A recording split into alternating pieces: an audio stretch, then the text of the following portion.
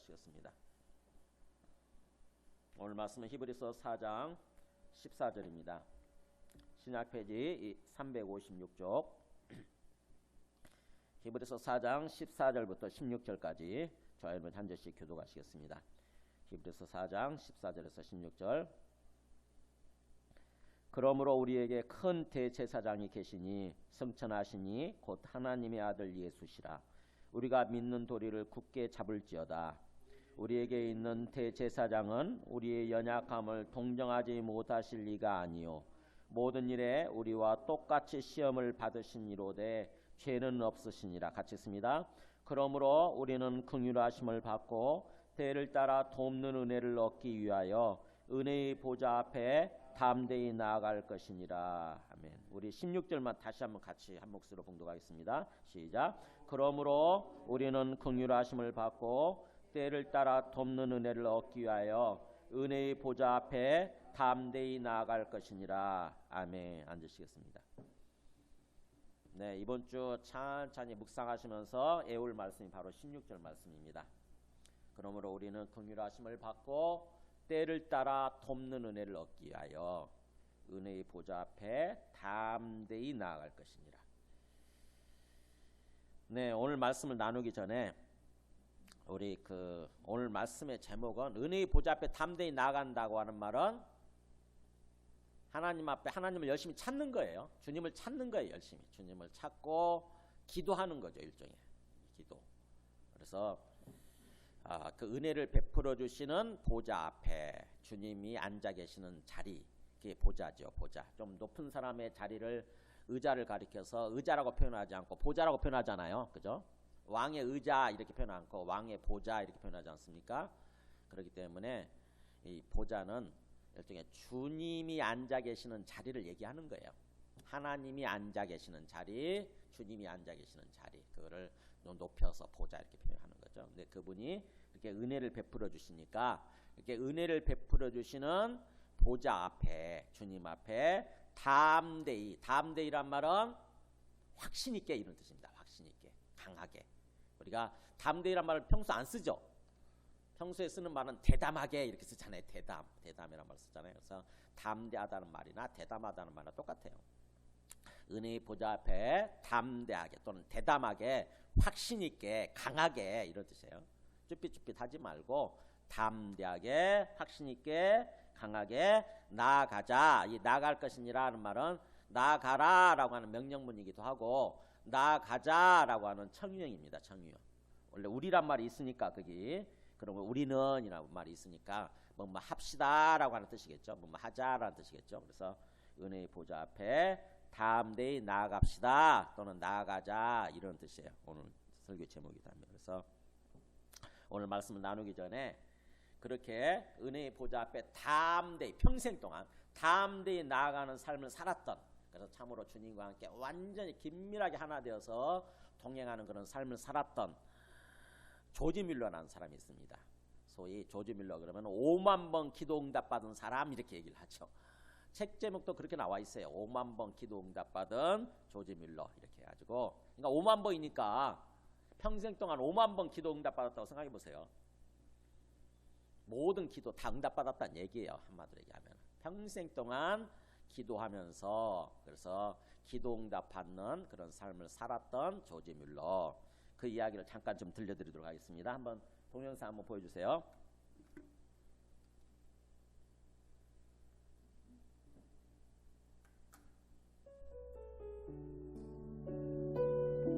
이분의 신앙생활의 비밀, 삶의 기도의 비밀이 뭔가 한번 보세요.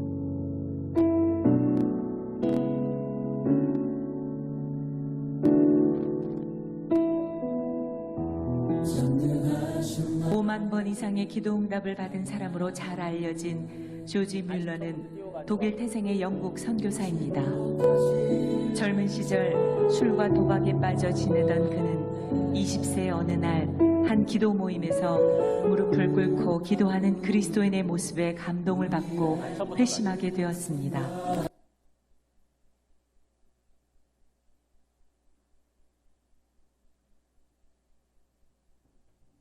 조지 뮬러는 1898년 93세에 소천하기까지 15만 명의 고아들에게 하나님의 사랑을 확인해 주었고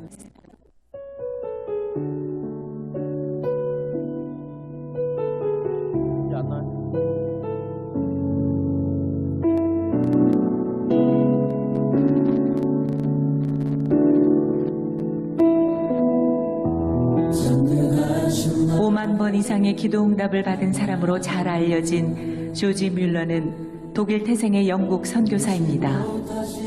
젊은 시절 술과 도박에 빠져 지내던 그는 20세 어느 날 한 기도 모임에서 무릎을 꿇고 기도하는 그리스도인의 모습에 감동을 받고 회심하게 되었습니다. 그 후 평생을 선교와 고아 사역에 바쳐온 조지 뮬러는 1898년 93세에 소천하기까지 15만 명의 고아들에게 하나님의 사랑을 확인해 주었고 오늘까지 고아의 아버지로 불리고 있습니다.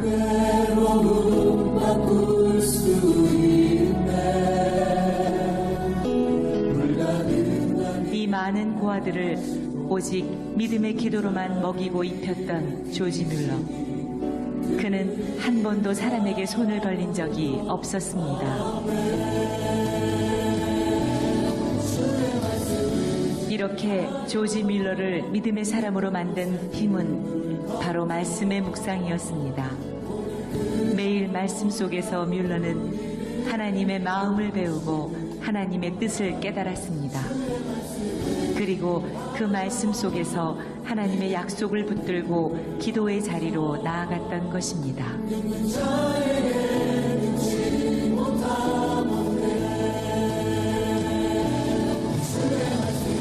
지난 6개월 동안 나는 어떠한 것도 사람에게 도움을 요청하지 않았다. 내가 필요한 모든 것을 주 앞에 가져가 기도했을 때 그분은 자비롭게 다 공급해 주셨다. 그뿐만 아니라 나는 15년 전 오늘 저녁 입을 크게 벌렸고 주님께서 지금까지 그것을 채워주셨다. 새 고아원은 300명의 고아들로 가득 찼다. 나의 삶이 풍성하다.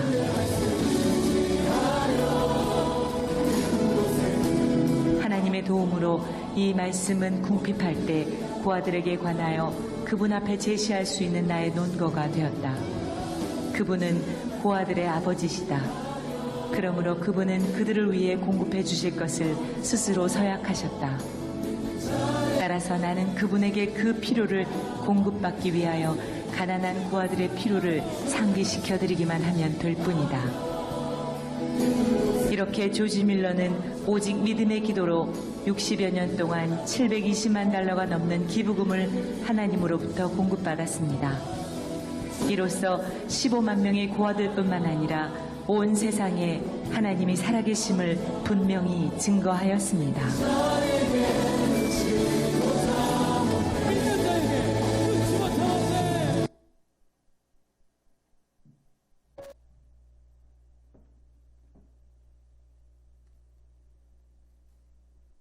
네.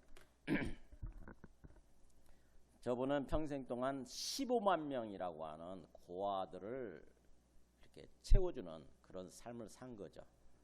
15만 명, 말이 15만 명이지 장난이 아니잖아요. 그죠? 우리는 평생 동안 고아 한 명도 제대로 못 돌보잖아요. 근데 저분은 고아를 15명 돌본 것이 아니라 150명 돌본 게 아니라 15만 명. 상상이 안 되죠. 상상이. 15만 명을 평생 동안 어떻게 보면은 그 고아들 입장에서 보면은 저분이 아버지 아닙니까? 그잖아요. 아버지, 영적 부모잖아요. 부모. 그러니까는 15만 명의 자식을 거느린 부모가 된 거예요. 조지 뮬러라는 사람은 15만 명. 15만 명의 사랑하는 자식들을 둔 그 사람들이 나중에 세워져 가지고 세상에서 사회에서 큰 일을 하는 사람들 살았을 거 아닙니까? 그죠? 사회에 뭔가 기여하는 그런 삶을 살았을 거 아니에요. 근데 그 15만 명의 자식들이 있다고 생각해 보세요. 그 사랑스러운 자식들이. 우리 삶하고는 비교가 안 돼요. 정말 엄청난 삶을 산 거죠. 엄청난 삶을. 우리는 평생 동안 자식 한 명 키우기도 급급한데, 그죠? 자식 한 명 키우는 것도 급급해가지고 그런 삶을 사는데 저분은 15만 명을 그렇게 키워냈으니까. 근데 그게 뭘로 이루어졌냐면은 오직 믿음과 기도로 그렇게 했다고 하는 거죠. 믿음과 기도로. 그야말로 720만 달러를 채웠다고 하지 않습니까? 720만 달러. 그게 얼마인지 모르겠네, 우리 돈으로. 조지 밀러. 그래서 우리들도 어떻게 보면은 조지 밀러처럼 삶을 살 수 있고, 또 그 삶을 얼마든지 살 수 있고 그 삶을 살아야 된다고 하는 그런 관점에서 오늘 말씀이 이렇게 주어집니다. 은혜의 보좌 앞에 우리들도 조지 밀러처럼 담대하게 나아가는 삶을 살자. 은혜를 베풀어 주시는 하나님의 보좌 앞에 담대하게 나아감으로써 은혜를 받고, 그래서 하나님의 은혜 가운데서 삶을 사는 거죠. 놀라운 삶을 사는 거죠. 하나님의 은혜가 충만해 가지고 나 하나 먹여 살리기 위한 그런 급급한 삶을 사는 것이 아니라 그야말로 수많은 사람들을 먹여 살리고 수많은 사람들을 세워주는 그런 삶을 살 수 있다고 하는 거고, 주님께서는 우리에게 그런 삶을 살라고 하시는 거죠. 사실은 조지 밀러처럼 그런 놀라운 위대한 삶, 놀라운 능력의 삶을 살라고 하는 거죠. 그래서 오늘 말씀은요, 우리가 진짜 살아계신 하나님, 또 살아계시는 주님을 믿는다고 한다면은 우리 삶 속에서 그 믿음이 구체적으로 어떤 모습으로 나타나야 되는가를 지금 얘기를 해주고 있는 거죠. 그 세 번째입니다. 첫 번째 주제는 뭐였냐면은 거기 히브리서 3장 12절에 나와 있는 대로 살아계신 하나님에게서 떨어질까 조심하라. 그러니까 항상 하나님이 살아계시기 때문에, 그리고 그분이 우리 앞에 계시기 때문에 그 하나님으로부터 떨어지지 않도록 하라고 하는 거죠. 믿음은 뭐냐? 살아계신 하나님께 붙어 있는 거예요. 살아계신 하나님 앞에 서 있는 거예요. 항상. 출애굽 사람들 예를 들었지 않습니까? 그죠? 출애굽한 이스라엘 백성들을 예를 들었잖아요.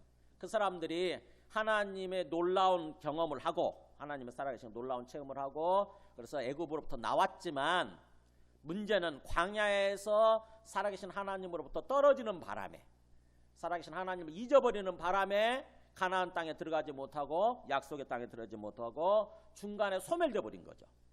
광야에서 소멸되어 버린 것입니다. 우리 모두가 그럴 수 있다고 하는 거죠. 우리 예수님 믿는다고 그러면서도, 하나님 믿는다고 그러면서도 어느 순간에 하나님과 관계가 끊어져 버리는 거예요. 하나님을 잊어버리는 거예요. 그러면은 중간에 그야말로 죄와 사망의 삶을 살다가 그냥 거기서 소멸돼 버리는 그런 존재가 될 수 있는 거죠. 그래서 살아계신 하나님에게서 떨어지지 않도록 떨어질까 조심하는 거 첫 번째 주제였고요. 그 다음에 두 번째 주제는 그 히브리서 4장 11절이었죠. 히브리서 4장 11절. 그러므로 우리가 저 안식에 들어가기를 힘쓸지니. 네. 안식에 들어가기를 힘써야 된다. 안식이라고 하는 것은 구원이죠. 구원. 온전한 구원. 가나안 땅에 들어가는 것. 그래서 우리의 영혼이 완전히 구원받는 것. 그 다음에 우리 영혼이 쉼을 누리는 것. 안식을 누리는 것. 하나님의 평안과 기쁨 속에서 살아가는 거예요. 온전히 구원받는 거예요. 그것에 들어가기 위해서 우리가 해야 되는 게 힘써야 된다라고 하는 거죠. 우리의 의지를 가지고 노력해야 된다는 거예요. 그냥 습관적으로 형식적으로 신앙생활을 하면 되는 게 아니고 우리의 의지를 거기다 초점을 맞추는 거죠. 내가 살아계신 하나님을 믿고 항상 하나님 앞에 서서 하나님과 교제하는 삶, 하나님 말씀에 순종하는 삶을 살려고 하는 것. 우리 의지를 가지고 노력하는 것입니다. 우리가 의지가 중요하더라고요. 성경에서 말씀하는 데 있어서 우리의 의지가 굉장히 중요하다고 말씀을 하시더라고요. 항상 우리가 신앙생활 하는 데 있어서 우리 의지가 너무너무 중요한 거예요. 많은 사람들이 그 의지를 제대로 사용할 줄 모르는 거죠. 신앙생활 하면서 왜 하나님으로부터 관계가 끊어지고 그래서 가나안 땅에 못 들어가고 중간에 광야에서 소멸되어 버리느냐, 죄와 사망의 삶을 살다가 광야에서 소멸되어 버리는 인생을 사느냐. 왜냐? 의지를 사용할 줄 몰라서 그래요. 의지를. 우리의 의지를. 우리 안에 분명히 짐승과는 다른 의지가 주어져 있는데 그 의지를 사용할 줄 모르는 거예요. 그냥 내 감정에 따라서, 내 기분에 따라서 그냥 내 생각대로 사는 거예요. 그리고 환경과 상황에 완전히 푹 파묻혀가지고 매몰돼가지고 거기에 굴복하는, 그냥 그 굴복한 모습으로 사는 거죠. 그래서 사탄이 우리의 환경과 상황을 통해서 우리 마음을 유혹하잖아요. 그러면은 거기에 우리 마음을 빼앗겨 버려가지고 그야말로 그것에 매몰된 삶을 사는 것입니다. 우리는 의지가 있는데, 하나님을 닮은 의지가 있어요. 그 의지를 가지고 아니 내가 살아계신 하나님을 믿어야지 이렇게 생각을 하고 살아계신 하나님 앞에 딱 서려고 하면, 그래서 살아계신 하나님을 바라보려고 하면 되는 거거든요. 우리 의지가 너무너무 중요해요. 생각해보세요. 우리 어린아이들 키울 때 보잖아요. 어린아이들 키울 때 보면은 어린아이들이라는 게 굉장히 의지가 약하지 않습니까? 그래가지고는 항상 환경과 상황이 매몰돼 있죠. 그죠? 뭔가 게임 유혹이 들어오면은 심부름 갔다가 오면서도, 그죠? 심부름 갔으면서도 뭐예요? 옆에 오락실이 있는 거예요. 그럼 어떻게 되죠? 그 마음에 끌려가지고 오락실에 들어가서 시간을 보내버리는 거예요. 부모가 볼 때 얼마나 기가 막힙니까? 그잖아요. 그게 뭡니까? 의지가, 자기 의지를 사용할 줄 모르는 거죠. 의지가 약하고 그래가지고 그냥 내 마음에 유혹이 드는 대로, 내 마음에 시험이 드는 대로 거기에 굴복해버리는 거예요. 그냥 방치해버리는 거예요. 끌려가는 대로, 내가 끌려가는 대로 내버려둬 버리는 거죠. 그래가지고는 게임 오락실에 가서 게임에 푹 빠져가지고 시간을 보내는 거죠. 우리 성인이지만 우리 성인들도 의지가 약한 사람들, 의지를 사용할 줄 모르는 사람들은요 똑같이 모습으로 살아요. 어린아이들은 게임에 빠지죠. 우리 성인들은 뭐에 빠집니까? 근데 중독 증상을 일으키는 것들에 빠지죠. 알코올 중독, 도박 중독, 그러니까 성 중독, 거기에 매몰돼 버리는 거예요. 그렇게 되면 어떻게 됩니까? 우리 인생이 망치잖아요. 그죠?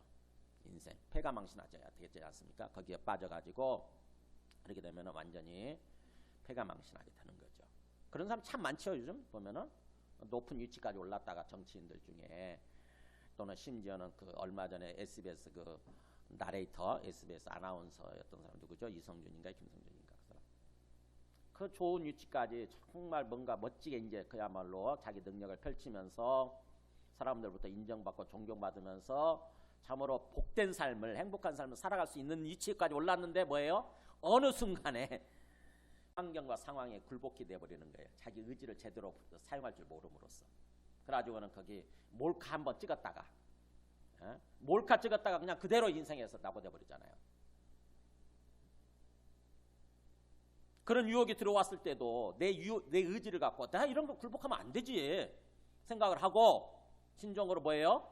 내 의지를 그걸 절제하는 삶을 사는 거죠. 그걸 절제하고 내 의지를 선한 쪽으로 사용하는 삶을 사는 거예요. 선한 쪽에. 우리 예수 믿는 사람 같으면은 살아계신 하나님을 바라보고 살아계신 하나님 앞에 서려고 하는 거죠. 항상 살아계신 하나님 앞에 서려고 하고, 그래서 하나님과 대화하려고 하고 기도하려고 하고, 그러면 하나님이 자기 마음을 알려주시지 않습니까? 자기 뜻을 알려주시죠. 우리한테 너 지금 뭘 어떻게 살아야 된다라고.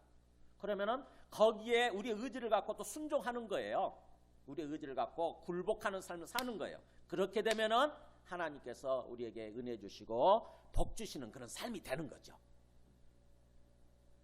근데 그 의지를 사용할 줄 모르는 사람, 또 의지력이 굉장히 약한 사람들은 예수님을 믿는다고 하면서도 자기 감정대로, 자기 기분대로, 그냥 그때그때 환경대로, 상황대로 나를 내방치해두는 모습으로 사는 거죠. 하나님을 찾아야 되거든요. 하나님을 의지를 갖고 찾는 것입니다. 아까 우리 처음에 어떤 기도할 때, 예배 드리게 기도할 때 그랬잖아요. 너희는 여호와를 만나는 만한테 찾으라. 하나님을 찾으라 그러잖아요. 하나님을 찾으라. 그리고 가까이 계실 때 그를 부르라 이렇게 얘기하잖아요. 하나님을 부르라. 네 의지에 달려있다 이거 아닙니까? 네 의지에 달려있다.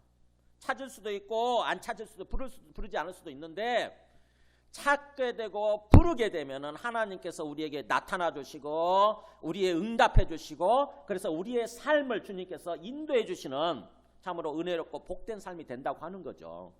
그러니까 우리의 의지한테 달려있다고 하는 거예요. 일종의. 근데 우리가 성인이지만 신앙생활 하면서 의지라고 하는 거 전혀 생각 못하는 거예요. 어떻게 알아서 하실 수 있지 뭐. 그냥 내가 예배 한번 드리면 이게 다야. 그것도 기분 내키면 예배 드리고 기분이 틀어지면 안 나와버리고 이러는 거죠. 뭐예요? 자기 의지를 엉뚱하게 사용하는 거예요. 보니까 오늘은 뭐 날씨도 좋고 어디 놀러 가고 싶네, 골프 치러 가고 싶네, 예배 같은 거 그딴 거 무슨 소용이 있어, 그러면서 그냥 골프 치러 가버리는 거예요. 그게 뭐예요? 우리 의지를 잘못 사용하는 거잖아요. 하나님께서는 분명히 우리 의지한테 호소하는 거 아닙니까? 그래서 안식에 들어가기를 힘쓰라. 오늘 말씀도 마찬가지죠. 은혜의 보좌 앞에 담대히 나아가라.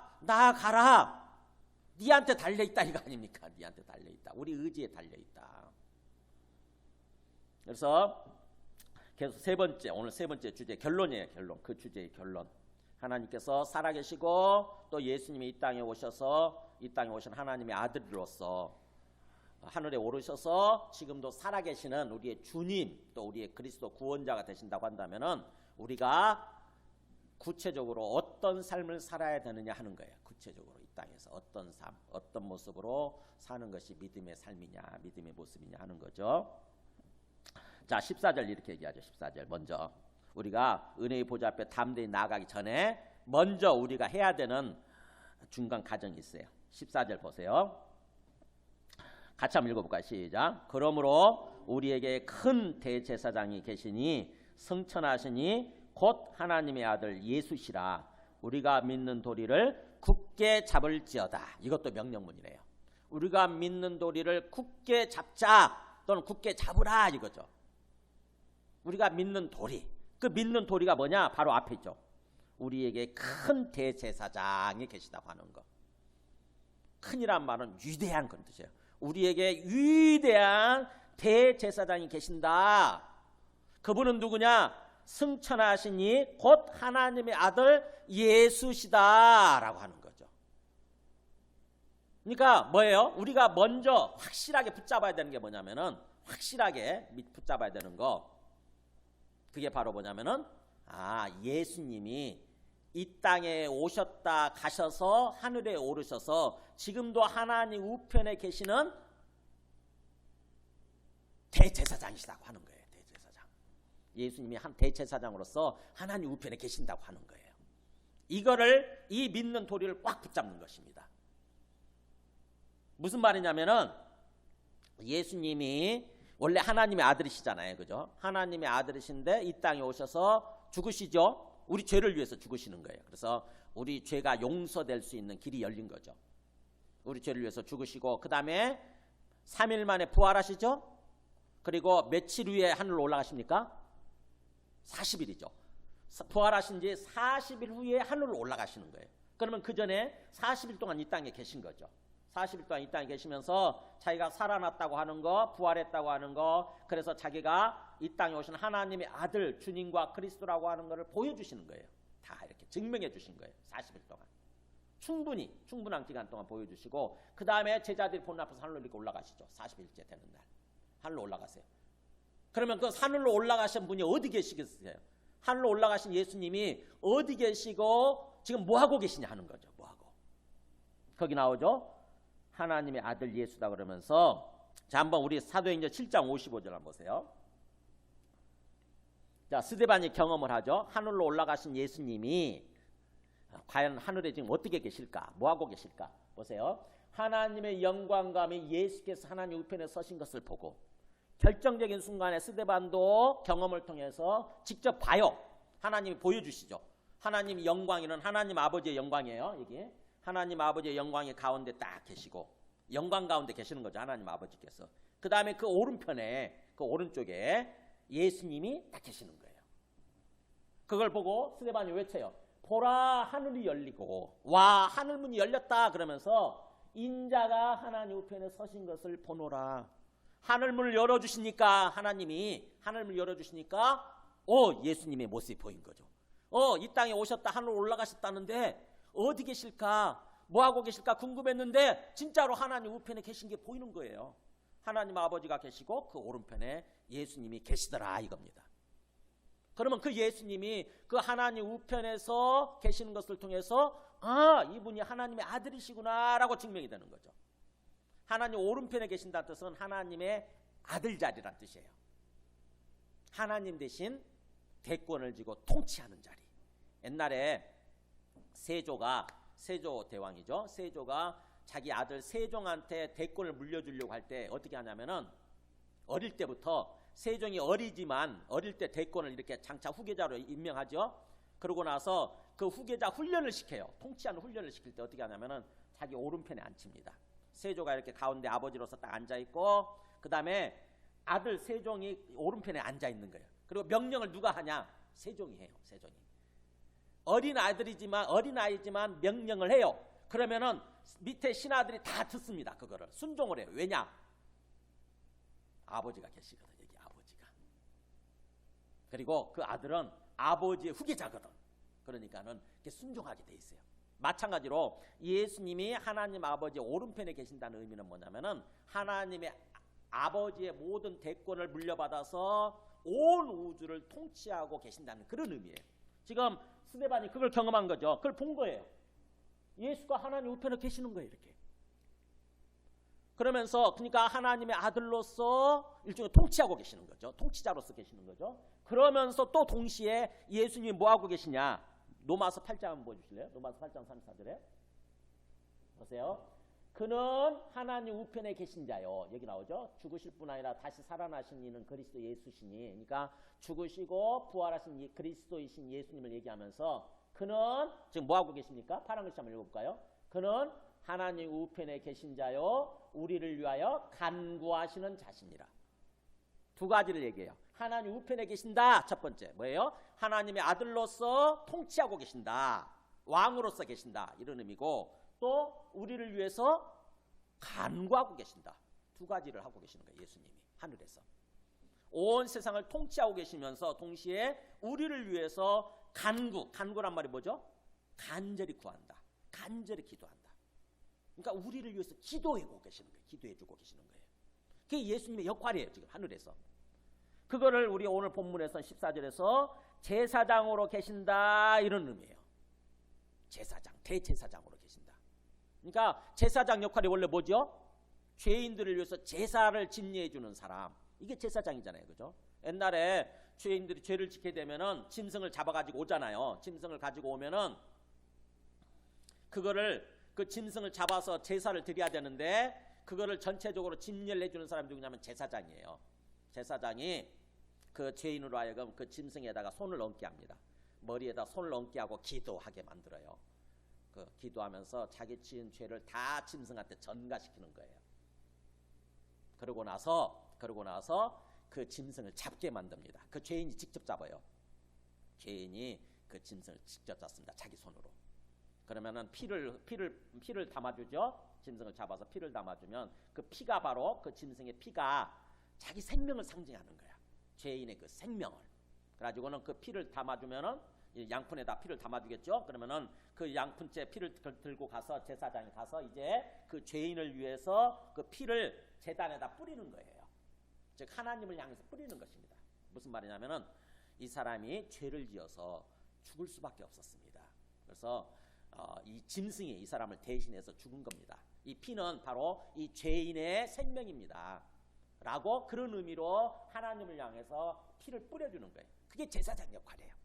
그렇게 되면은 그렇게 해주면 이 사람이 죄가 용서돼 가지고 죄가 깨끗해져 가지고 다시 하나님과의 관계가 회복되는 거예요. 그게 제사장 역할이에요. 예수님이 제사장 역할 중에서도 수많은 제사장들 중에서도 제일 꼭지 우두머리에 있는 사람이 대제사장이거든요. 이 대제사장은 그야말로 일반 제사장은 그 지성소에 못 들어가는데 이 대제사장은 지성소에 들어가죠. 하나님을 직접 만날 수 있는 사람이에요. 직접. 그러니까는 예수님이 바로 그 대제사장으로 계신다. 이 땅에 오셔서 죽으시고 부활하시고 승천하셔서 하늘에 오르셨다는데 그 하늘에 오르셔서 예수님이 어떤 역할을 하고 계시냐? 우리를 위해서 대제사장 역할을 하고 계신다고 하는 거죠. 즉 우리를 위해서 죄인인 우리를 위해서 제사를 집례해 주시는, 즉 다시 말하면 예배를 집례해 주시는 그런 분으로 계신다고 하는 거죠. 그 말은 우리를 위해서 기도해 주시고 또 우리를 하나님 앞으로 인도해 주시고 계신다고 하는 거예요. 그게 대제사장의 역할이에요. 한번 거기를 한번 볼까요? 그 그림을 한번 보여줘 보실래요? 이게 뭐냐면은 그 다음 그림 보죠. 먼저. 네, 이게 그 옛날에 그 증거막이라고 그러죠. 어떤 그 성전을 지을 때 여기가 성소고 제사장이 들어갈 수 있는 곳이 여기까지예요. 그리고 여기가 지성소예요. 여기는 하나님이 임하시는 곳이에요. 그래서 하나님 임하시는 어디에 임하시냐면 여기 언약궤가 있어요. 여기 십계명 있죠. 언약궤를 넣어놓은 이 언약궤 위에 뚜껑 위에 여기 이게 두 천사가 있죠. 이렇게 머리 숙이고 경배하고 있는 모습이 있어요. 날개로 거기에 임하세요. 하나님이. 그러니까 제사장이 여기 와서 일종의 어떤 분향을 하고 기도를 하고 예배를 드리게 되면 제사를 드리게 되면 여기에 하나님 임하셔서 하나님이 만나 주시는 거죠. 그래서 앞에 그림 보여주세요. 그게 바로 이게 여기가 속죄소예요. 여기 속죄소고 동시에 은혜의 보좌예요. 우리가 은혜의 보좌. 이 자리에 지금 그 하나님이 임하시게 되는 거죠. 그 다음에 그림 보여주세요. 이렇게 하나님이 임하시게 되면은 빛의 모습으로 임하시게 되니까 제사장이 하나님을 볼 거 아닙니까? 빛의 모습으로 하나님을 보게 되고 그래서 하나님을 만나게 되는 거죠. 이게 지금 예수님이 바로 하늘에서 이런 모습으로 계신다고 하는 거예요. 이런 모습으로. 그렇기 때문에 우리가 믿는 도리를 굳게 잡을지라고 말하는 이 믿는 도리는 원래 원문으로는 신앙 고백이에요. 신앙 고백. 신앙 고백을 굳게 잡을지어다. 그런 뜻이에요. 그러니까는 어떤 신앙 고백이에요? 앞에 있는 내용입니다. 우리에게 대제사장이 계시는데 그분이 바로 하늘에 오르신 승천하신 바로 예수 그리스도시다. 즉 예수라고 하는 예수 그리스도가 우리 하늘에서 지금 대제사장으로서 계신다. 나를 위해서 기도해 주시고 계신다. 나를 하나님 앞으로 인도해 주고 계신다라고 하는 이 신앙 고백을 굳게 잡는 것입니다. 매일같이 고백하는 거예요. 매일같이 매순간. 나 혼자 있는 게 아니고 내 앞에 예수님이 계시고 그 예수님이 하나님 우편에서 나를 위해서 지금 기도해 주고 계신다라고 하는 그 신앙 고백을 계속해서 하는 것입니다. 우리 육체의 눈에는 안 보이지만 영적 세계 지금도 그렇게 하나님 주님께서 하늘에 오르신 예수님께서 나를 위해서 대제사장으로서 나를 위해서 기도하고 계신다. 이 신앙 고백을 계속해서 하는 거예요. 매일같이 신앙 고백하면서 그걸 붙드는 것입니다. 그게 바로 믿는 도리를 굳게 잡는 거예요. 그러면서 15절에 그 대제사장, 우리를 위해서 기도하고 계시는 대제사장이신 그분이 어떤 분인가를 우리가 더욱더 깊이 알고 우리 마음속에 이해하는 것입니다. 보세요. 15절. 바로 그렇게 우리를 위해서 대제사장으로 계시는 우리에게 있는 대제사장은 어떤 분이냐? 우리의 연약함을 동정하지 못하실 리가 아니요 모든 일에 우리와 똑같이 시험을 받으신 이로되 죄는 없으시니라. 만약에 누군가 생각해보세요. 누군가 나를 위해서 기도해 준다고 할 때에 일단 고맙죠. 그죠? 나를 위해서 기도해 준다고 고맙잖아요. 근데 문제는 그 사람이 나에 대해서 아무것도 모르고 기도해 준다고 생각해보세요. 저는 여러분을 위해서 기도해요. 한 분 한 분을 놓고 기도하는데 제가 여러분에 대해서 잘 아는 사람도 있고 잘 모르는 사람도 있어요. 제가 많이 얘기를 나눠본 사람들은 좀 더 알 거고 그렇지 않은 분들은 제가 모르는 거예요. 그러면은 추상적으로 기도할 수밖에 없어요. 추상적으로 그냥 뭔가 좀 좋게 되게 해달라고 잘 되게 해달라고 그냥 추상적으로 일반적으로 기도할 수밖에 없죠. 근데 여러분에 대해서 내가 더욱더 알게 되면 더 깊이 알면 알수록 여러분에 대해서 구체적으로 기도하게 되겠죠. 그죠? 마음을 담고 기도할 거예요. 똑같은 마음이 돼가지고 여러분과 마찬가지예요. 우리를 위해서 기도해주고 계시는 예수님이 우리를 위해서 기도하고 계시는데 우리에 대해서 잘 알지 못하는 그런 분이라고 한다면은 그분이 기도해준다고 그럴 때도 사실은 뭔가 크게 우리한테 은혜가 안 되죠. 근데 그분이 우리에 대해서 잘 알고 우리의 모든 연약함, 우리의 어떤 고난, 우리의 힘든 거 이런 거에 대해서 다 있는 그대로 알고 기도해 준다고 생각해 보세요. 그러면 우리가 그분에 대해서 얼마나 뭔가 은혜가 되고 신뢰감이 생기고 그분 앞에 더욱더 나아가게 되겠어요. 그잖아요. 그래서 15절에 그렇게 얘기하는 거예요. 그래서 우리를 위해서 기도해주고 계시는 대제사장이신 예수님 어떤 분이냐?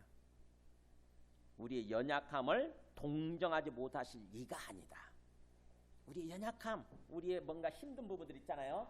우리의 뭔가 힘든 부분들, 우리의 굉장히 어떤 그 고난받고 고난의 상황 속에서 굉장히 어려운 부분들, 우리의 어떤 취약한 부분들, 이런 부분들에 대해서 동정하지 못하실 분이 아니다. 이중부정이에요. 반드시 제대로 동정하실 수 있는 그런 분이라고 하는 거죠. 동정이란 말은 한마음이 돼주시는 거예요.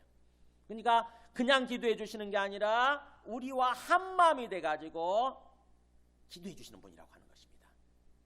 우리가 막 힘들어할 때 그냥 머리로 지식적으로 아는 게 아니에요. 우리와 같은 마음을 가지시는 거예요. 우리가 어떤 상황 속에서 우리가 뭐 때문에 막 낑낑대면서 힘들어하고 막 그럴 때에 주님은 우리와 똑같은 마음이 돼주신다고 하는 것입니다. 우리 마음을 그대로 같이 느끼시는 거예요. 우리 중보기도의 은사 받으신 분 계시죠? 가끔 중보기도 은사 받으신 분들은 남을 위해서 기도할 때 그냥 기도하지 않습니다. 다른 사람을 생각하면서 기도하면은요 그냥 한 마음이 돼버려요. 신기해요. 그게 신기해. 그 사람과 똑같은 마음이 돼요. 그 사람이 어디가 아프잖아요. 그러면은 그 아픈 곳이 같이 느껴져요. 허리가 아파서 기도한다 그러면은 그 허리 아픈 걸 나도 똑같이 허리 아픈 걸 느끼면서 기도하는 거야. 이게 참 놀랍죠. 하나님이 그 사람한테는 그렇게 중보기도의 은사를 준 거예요. 다른 사람에 대해서 그렇게 같이 기도해주는 그런 삶을 살아가도록 한 마음이 돼버리는 것입니다. 똑같이 느끼는 거예요. 주님이 우리를 위해서 기도하실 때 그렇다고 하는 것입니다. 우리와 한 마음이 되신다는 거예요. 어떻게 해서 그렇게 한 마음이 되실 수 있느냐? 그 나오죠. 모든 일에 우리와 똑같이 시험을 받으시니로되 나오잖아요. 모든 일에 우리와 똑같이 시험을 받으시니. 그러니까 예수님이 오셔서 만약 하늘에만 계속 계셨다고 한다면은 하나님의 아들이시니까 하나님의 아들로서 하나님으로서 하늘에만 계속 계셨다고 한다면은 우리가 겪는 경험들 있잖아요. 인간으로서 이게 피와 육체를 가진 혈과 육을 가진 인간으로서 우리가 이 땅에서 경험하는 것들을 경험하지 못하셨을 거예요. 그죠? 그러면은 우리를 위해서 기도해 주신다고 해도 그냥 일반적으로 추상적으로 기도하실 수밖에 없었겠죠. 근데 다행히도 그분은 우리 인간의 모습으로 오셔가지고 우리와 똑같이 경험을 하셨다는 것입니다. 그러기 위해서 사실은 오신 거죠. 그러니까 우리를 사랑하시되 더 구체적으로 더 제대로 사랑하시기 위해서 우리와 똑같은 모습으로 오신 거예요. 이 땅에. 그래서 우리 거기 앞으로 한 장 넘겨서 히브리서 2장 한번 보세요. 2장에 9절에 보면은 나오죠. 9절에 보면 같이 한번 보세요. 히브리서 2장 9절에 오직 우리가 천사들보다 잠시 동안 못하게 하심을 입은 자 곧 죽음의 고난 받으심으로 말미암아 영광과 존귀로 간을 쓰신 예수를 보니 이를 행하심은 그러니까는 죽음을 받으신 거죠. 죽으신 이유는 하나님의 은혜로 말미암아 모든 사람을 위하여 죽음을 맛보려 하심이라. 그러니까 예수님이 이 땅에 오셔서 죽으신 이유는 뭐예요? 우리 모든 사람을 위해서 심지어 죽음이라고 하는 것을 맛보시기 위함이라고 하는 거죠. 그러니까 죽음이라고 하는 게 어떤 것인지 직접 경험하시기 위해서, 직접 체험하시기 위해서 인간의 몸으로 이 땅에 오셔서 죽으셨다고 하는 것입니다. 자기가 경험해봐야 우리가 죽음 앞에서 우리가 어떤 존재인지를 아시는 거죠. 우리가 죽음 앞에서 얼마나 두려워하고 얼마나 고통스러워하는지를 아시는 거죠. 그래서 예수님이 십자가에서 죽음을 앞에 두고 저 감난산에서 기도하실 때, 겟세마네 동산에서 기도하실 때에 죽음 앞에 웬만하면 안 죽으시려고 하는 모습 보이시잖아요. 아버지 할만하시거든 이 잔을 내게서 피하게 하여 주옵소서, 걷어가 주시옵소서 이렇게 기도하지 않습니까? 그분도 죽기 싫으셨던 거예요. 예수님도 인간의 몸으로 오셨으니까 우리가 똑같은. 그래서 거기 14절 보세요. 히브리서 2장 14절. 자녀들은 하나님의 자녀들이죠. 우리들 하나님의 자녀들은 다 혈과 육에 속하 있음에, 이렇게 피와 고깃덩어리, 이 혈과 육을 가진 존재죠. 속하 있음에 그도 또한 같은 모양으로 똑같은 모습으로 혈과 육을 함께 지니심은 죽음을 통하여 죽음의 세력을 잡은 자 곧 마귀를 멸하시며. 그러니까는 그렇게 똑같이 혈과 육을 가지신 모습으로 오신 이유는 뭐예요? 죽기 위해서 오신 거죠. 죽기 위해서. 그래서 죽음을 통해서 궁극적으로 죽음의 세력을 잡고 흔드는 마귀를 멸하시기 위해서. 즉 호랑이 잡기 위해서 호랑이 굴에 뛰어드신 것입니다. 예수님이 마귀를 잡기 위해서 마귀의 죽음의 세력을 잡고 있는 마귀의 일종의 죽어주신 거예요. 죽어주신 거. 마귀를 멸하시기 위해서 장차. 그 다음에 또 두 번째 그렇게 죽으신 이유는 뭐예요? 15절 보세요. 또 죽기를 무서워해서. 우리가 그렇잖아요. 우리 모두가 다 죽음이 두려운 거 아닙니까? 죽기를 무서워함으로 한평생 매어서 종노릇하는 모든 자들을 놓아주려 하시매니. 네. 예수님의 죽으신 이유 목적은 뭐예요? 바로 우리를 죽음의 굴레로부터 풀어주시기 위해서. 죽음에 대한 공포, 죽음에 대한 두려움, 그것 때문에 우리가 죄를 짓고 시험에 걸려가지고 시험 들어서 사는 거죠. 마귀가 시험하고 유혹하면 거기에 죽음이 두려워가지고 죽음의 덫에 걸려드는 거예요. 우리가 어떻게 해도 안 죽는다고 한번 생각해 보세요. 어떻게 해도 안 죽는다고 그러면은 구태여 뭔가 우리가 시험에 들고 유혹에 걸려들고 그럴 필요가 없잖아요. 그죠? 어떻게 해도 안 죽는다, 영원히 산다 그러면은 구태여 그렇게 마귀가 별가들 가지고 유혹하고 또 위협을 한다고 해도 거기에 말려들 필요가 없는 거죠. 근데 죽음이 두려워서 죽음을 갖고 위협하거든요. 마귀가. 너 그러면 죽는다, 내 말 안 들으면 죽는다. 그러니까는 마귀의 말에 순종하는 거예요. 이게. 그래가지고는 그렇게 죽기를 무서워함으로 한평생 매여서 어디에 매이는 거예요? 죄에 매이는 것입니다. 죄에. 마귀의 죄에 매이는 거예요. 마귀의 유혹에 매이는 거예요. 마귀의 시험. 그래서 한평생 그렇게 마귀에게 매여서 또는 죄에게 매여서 종노릇하는 모든 자들, 우리 인간들이죠. 한평생 낑낑대면서 죄와 사망의 삶을 살아가는 우리들, 그들을 놓아주려 하시니. 바로 예수님이 죽으신 이유는, 인간의 모습으로 오셔서 죽으신 이유는 바로 우리를 그렇게 죄와 죽음으로부터 우리를 해방시켜 주시기 위해서, 그리고 사망의 노예로부터, 사탄의 노예로부터 우리를 해방시켜 주시기 위해서 그렇게 하셨다고 하는 거죠. 그렇기 때문에 17절에 보세요. 그러므로 그가 범사에, 모든 일에, 그 말이죠. 그가 모든 일에 형제들과 같이 되심이 마땅하도다. 우리를 놓아주시기 위해서는 이 땅에 오셔서 우리가 경험하는 모든 것들을 똑같이 경험하셔야 되는 거죠. 범사에, 모든 일에 우리 형제들과 우리들과 똑같이 되심이 마땅하다. 그렇게 해야만 됐다. 그런 거예요. 그렇게 해야만 됐다. 이는 하나님의 일에 자비하고 신실한 대제사장이 되어서 바로 우리 백성의 죄를, 우리들의 죄를 속량하기 위하십니다. 속량하려 하십니다. 네.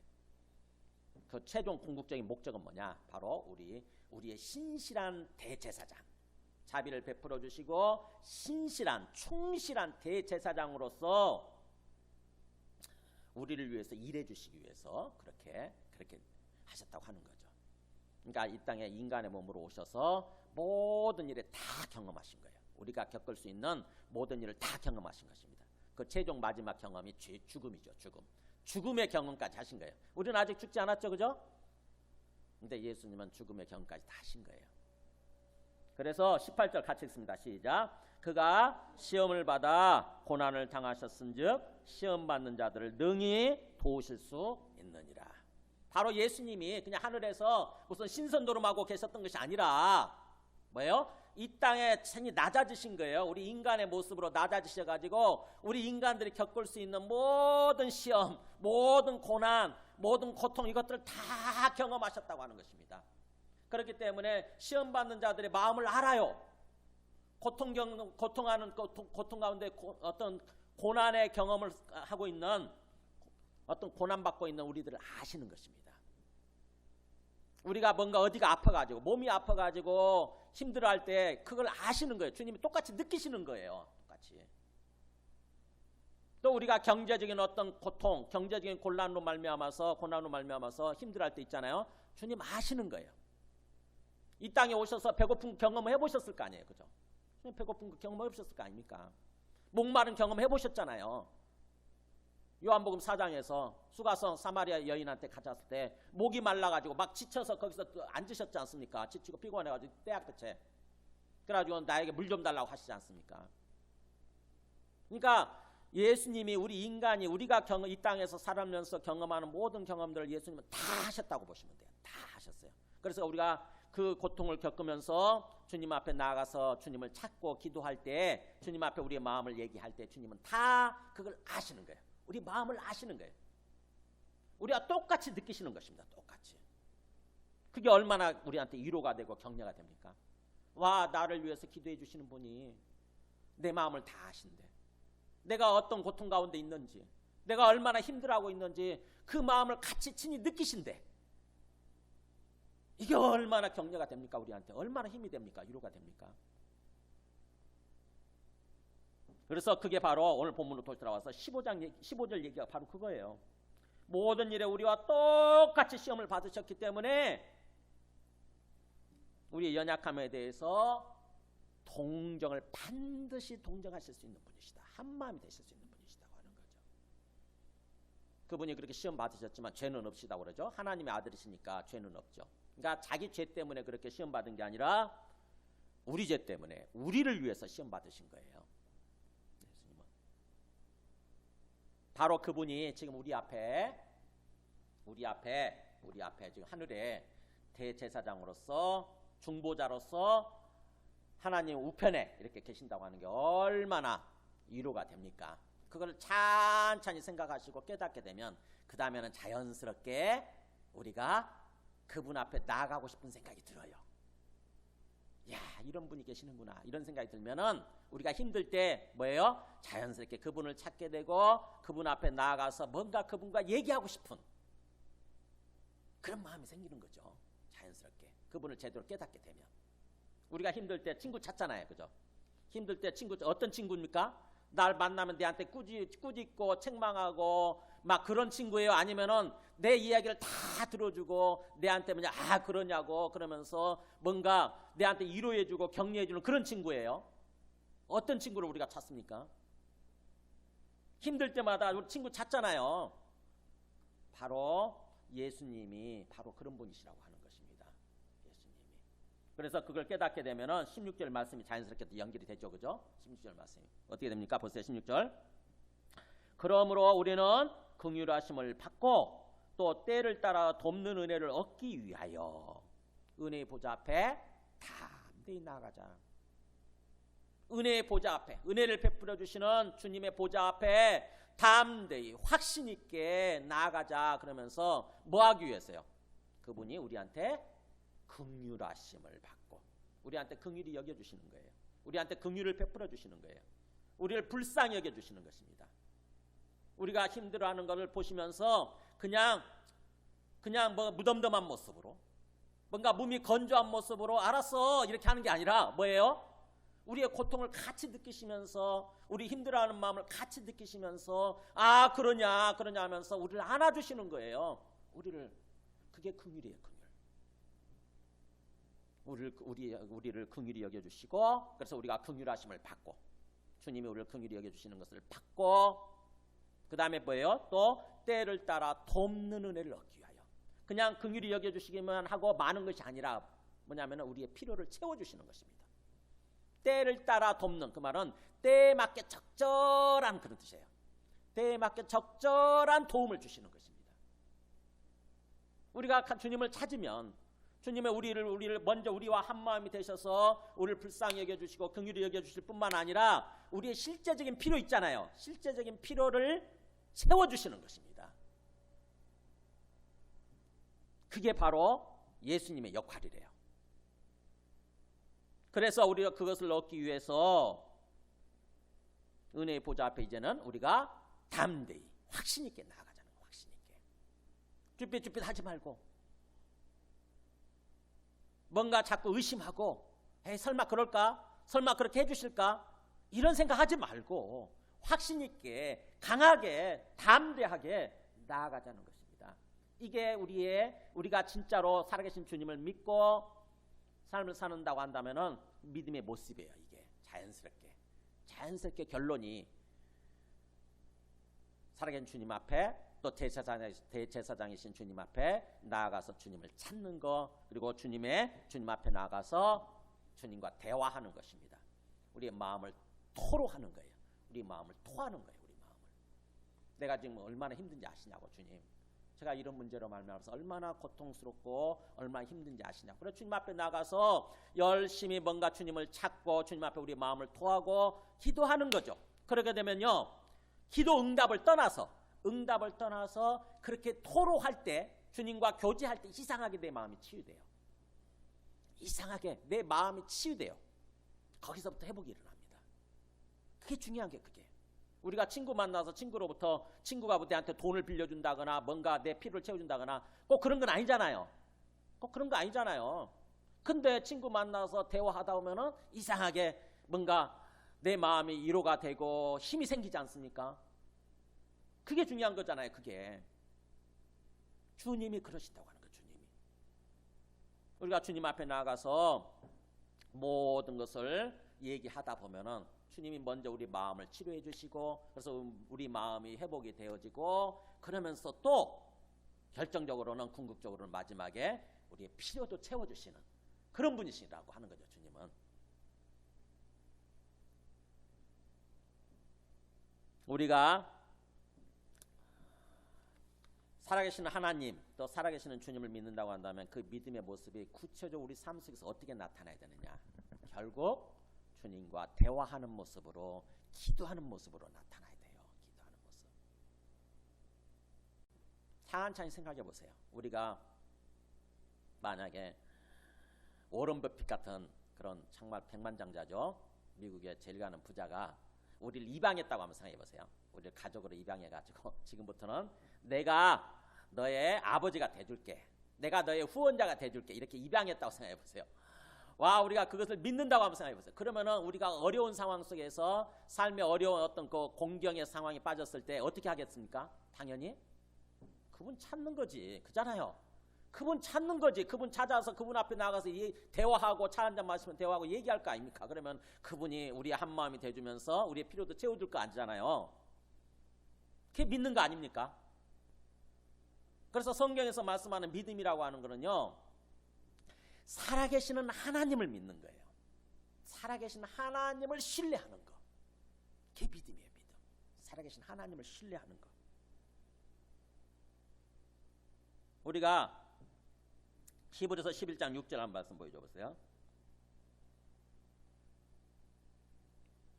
지금 우리 히브리서 하고 있잖아요. 히브리서 11장에 보면은 믿음의 장이죠. 수많은 진짜 믿음을 가지고 사는 사람들이 거기 나오죠.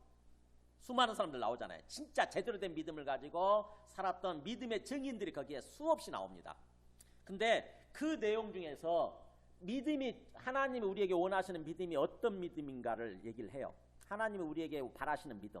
여기 보세요. 히브리서 11장 6절 같이 읽어보겠습니다. 시작. 믿음이 없이는 하나님을 기쁘시게 하지 못하나니 하나님께 나아가는 자는 반드시 그가 계신 것과 또한 그가 자기를 찾는 자들에게 상 주시는 이심을 믿어야 할지니라. 히브리서 11장 6절 한번 펴보세요. 펴보셔서 보세요. 거기 신약 페이지 364쪽. 히브리서 11장 6절에 믿음이라고 하는 거예요. 믿음이 뭔지, 하나님이 우리에게 바라시는, 진짜 바라시는 그 믿음이 어떤 것인지 그걸 얘기를 하면서 믿음으로 산 사람들이 쭉 나와요. 4절에 보면 아벨 나오죠. 가인의 동생 아벨. 그 다음에 5절에 보면은 300년을 하나님과 동행했던 에녹 나오고, 7절에 보면은 노아도 나오고, 8절에 아브라함도 나오고, 11절에 사라도 나오죠.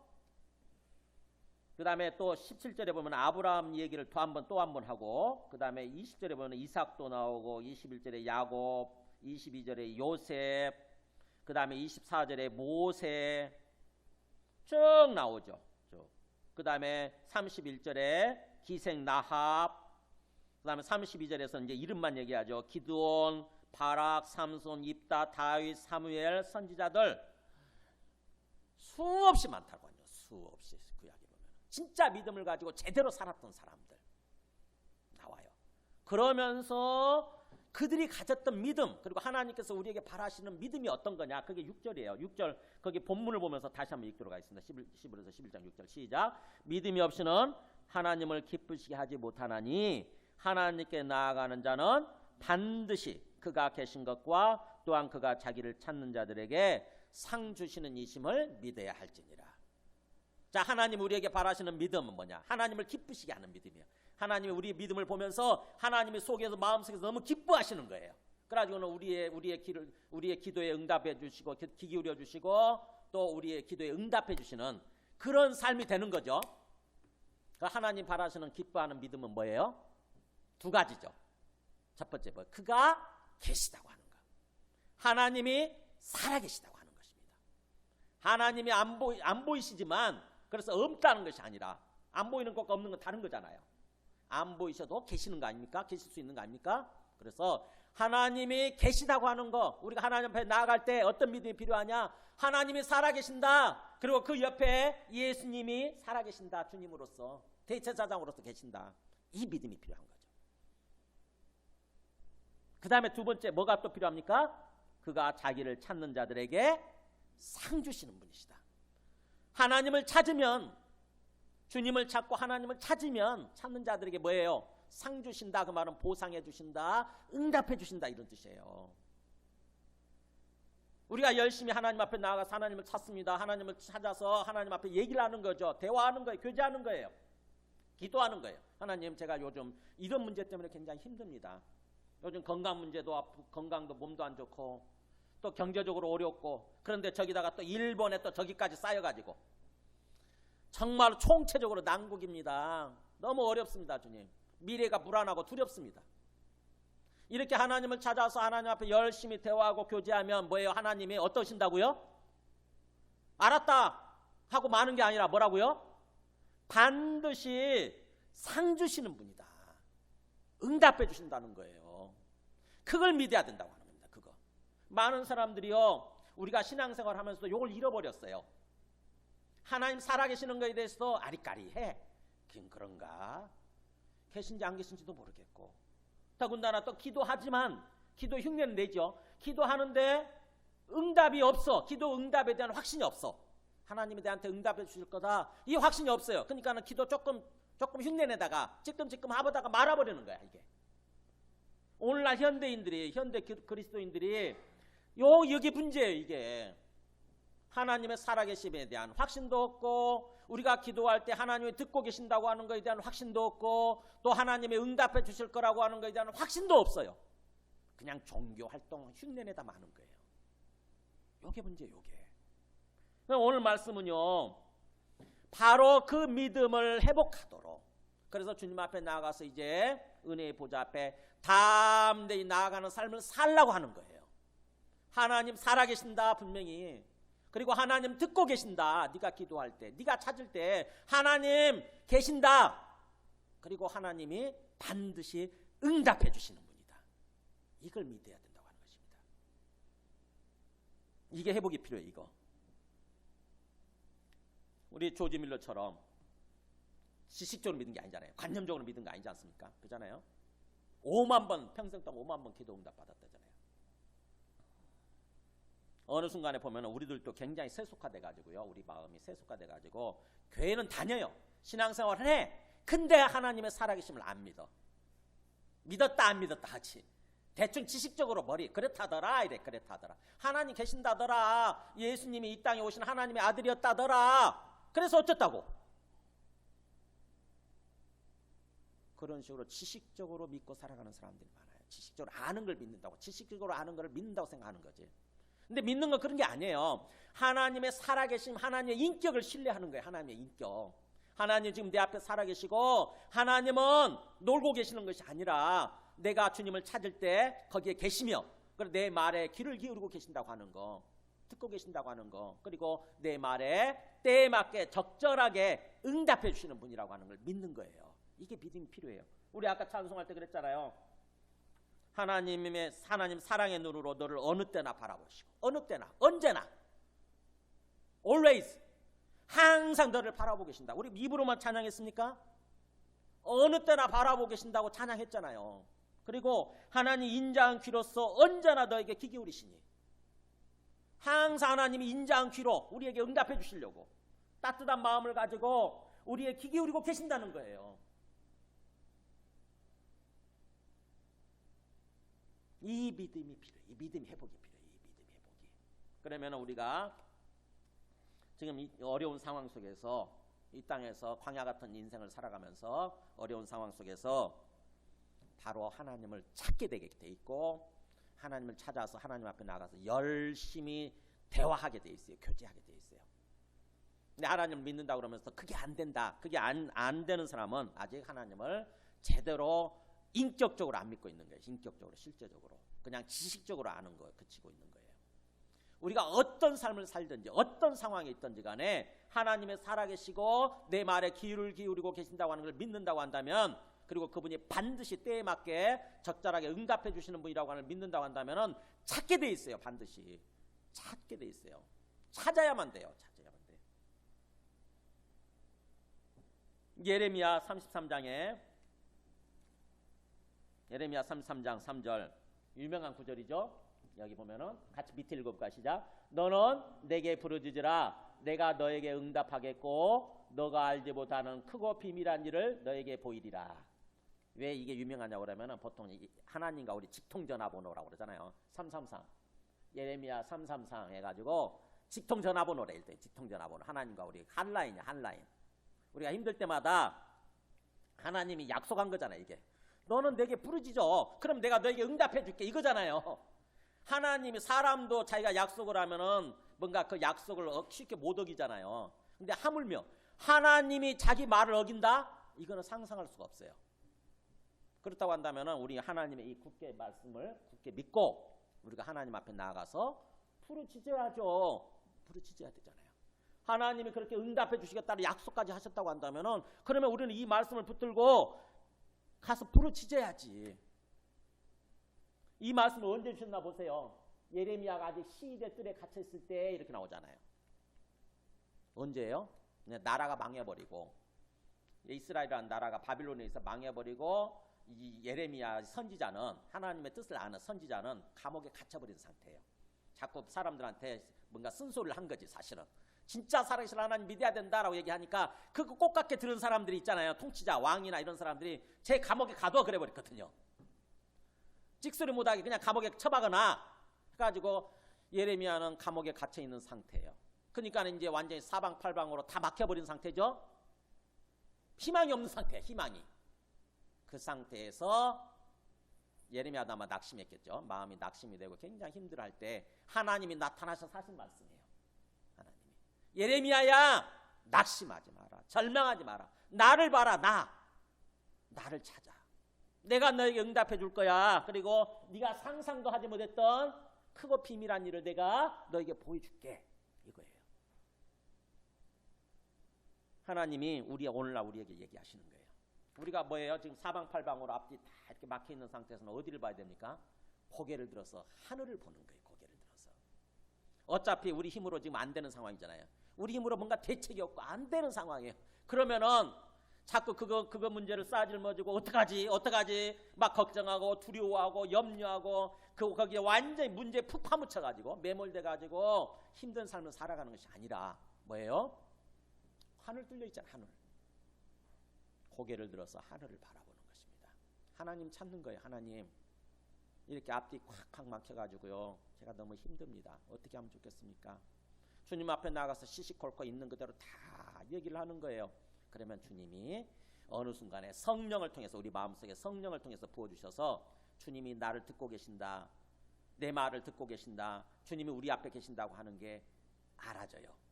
믿어집니다. 느껴집니다. 그럼 그것만으로도 우리 마음이 치료가 되어지고 회복되어지고요. 힘을 얻게 돼요. 그리고 때에 맞게 때가 되면 주님께서 또 응답해 주시게 되는 거죠.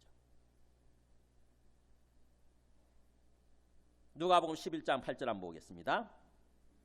주님이 누가복음 11장은 기도에 대해서 가르쳐 주시는 장이에요.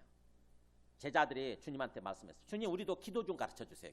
기도가 어떻게 하는 건지 기도가 뭔지 좀 가르쳐 주세요. 그랬더니 주님이 기도에 대해서 가르쳐 주시면서 이렇게 얘기해요.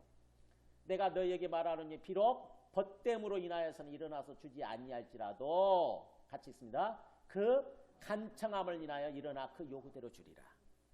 일종의 친구 관계예요. 친구의 벗됨이라고 하는 것은 하나님과 우리가 친구 관계. 그러니까 그 어떤 친구 관계 때문에 설사 안 주는지 몰라도 응답해 주시지 않을지 몰라도 간청하게 되는 배는 간청하는 사람한테는 그러니까 하나님 앞에 나가서 친구고 보고 소용이 없어요. 무조건 하나님 이거 막 내한테 응답해 주셔야 됩니다. 이거 들어주셔야 됩니다라고 하나님 앞에 간절히 요청하게 되면 아까 부르짖는 거하고 똑같은 거죠. 간청하는 사람 그런 사람한테는 하나님 벌떡 일어나서 그 요구대로 주리라. 그러니까 하나님이 뭘 요구하는 거예요? 우리한테 간청하는 걸 요구하시는 거예요. 간청하는 거. 그게 믿음이거든요. 우리가 하나님 앞에 나가서 막 부르짖고 간청한다고 하는 것은 우리가 하나님의 살아계신과 하나님이 내 기도를 들으신다고 하는 것을 믿는 믿음의 표시예요. 그 믿음이 없으면 간청 안 하게 되죠. 절대로. 그러니까 하나님은 간청하라고 부르짖으라고 하는 것을 통해서 뭘 보기를 원하시냐면은 우리가 진짜로 하나님을 믿고 있는지 진짜로 살아계신 하나님을 믿고 있는지 그 믿음을 보기를 원하세요. 믿음을. 그래서 그 다음에요. 이렇게 나오잖아요. 내가 또 너에게로니 구하라 그러면 주실 것이고 찾으라 그러면 찾아낼 것이고 문을 두드리라 그러면 너희 열릴 것이니. 이 기도하는 모습의 각각의 모습이죠. 기도하는 모습의 다양한 모습을 이렇게 얘기하는 거예요. 구하고 찾고 두드리는 거. 이게 막 구하는 거 하나님 주세요라고 부르짖는 거죠. 찾는 거 열심히 혹시 하나님 어디 주신 거 없나 하고 열심히 찾아다니는 거. 이것도 기도하는 모습이에요. 하나님을 신뢰하는 거죠. 그 다음에 문을 두드리는 거 하나님 문 열어주실지 모르니까 열심히 두드리는 것입니다. 문을 두드리는 거예요. 이것도 기도하는 모습이에요. 이게 하나님을 믿는 모습인 거죠. 그래서 하나님을 믿고 살아계신 하나님을 믿고 하나님께 기도하는 모습은 이렇게 구하고 찾고 두드리는 모습으로 구체적인 우리의 삶의 모습으로 나타나야 되는 거예요. 그냥 기도한다고 해서 하나님 앞에서 감나무 밑에서 감 떨어지기만을 기다리고 입을 벌리고 있는 모습이 아니라 실제로 기도한다고 그러면은 찾고 두드리는 것까지 가는 것입니다. 행동으로 옮겨져야 돼요. 행동으로.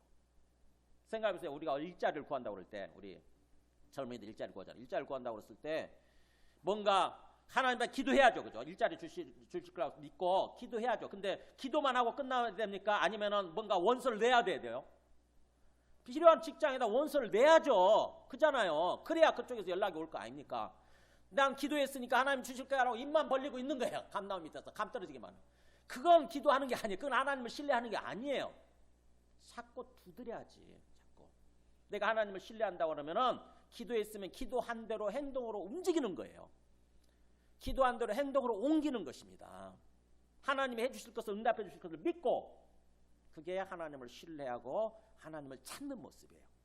그래서 주님 그렇게 얘기했잖아요. 그렇게 구하는 이마다 받을 것이고 찾는 이는 찾아낼 것이고 두드리는 이에게는 열릴 것이니라.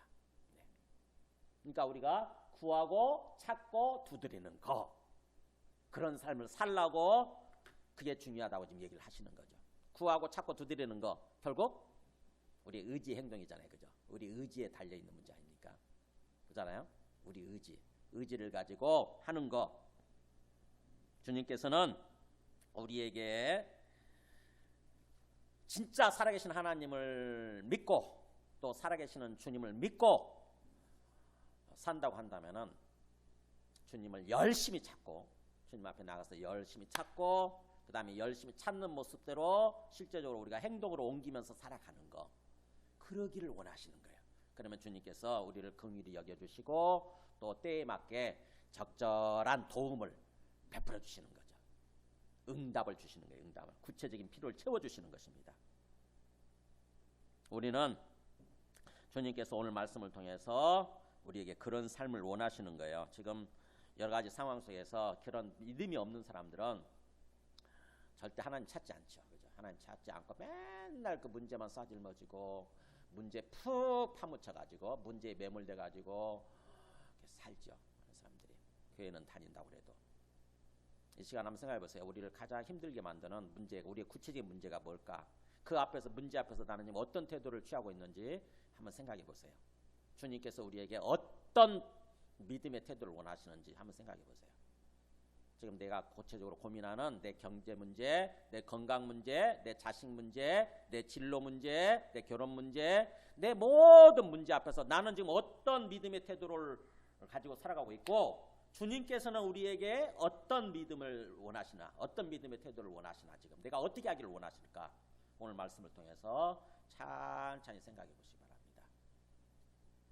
함께 우리 찬송하고 기도하겠습니다. 369장